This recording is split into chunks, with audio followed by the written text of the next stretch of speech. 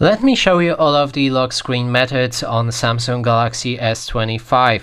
So first of all, we need to open a settings on our phone, then we can scroll down to the lock screen and AOD.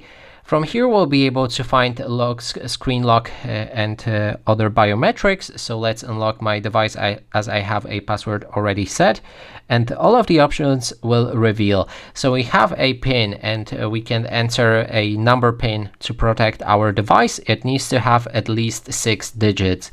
Then there's the password, which allows you to use both numbers and letters and other symbols, and you need to enter at least 4 characters, including at least 1 letter. Then there's the pattern, and you can draw lines like I have to unlock your device as well. There's swipe, which offers no security, and you can then also select none of the options for your screen lock. After that, if we have our screen lock set up, we can move to biometrics and you can unlock your phone using face. If you have the face scanner set up, then you can use it. There's also fingerprint, which allows you to unlock your phone using a fingerprint. And that is basically everything.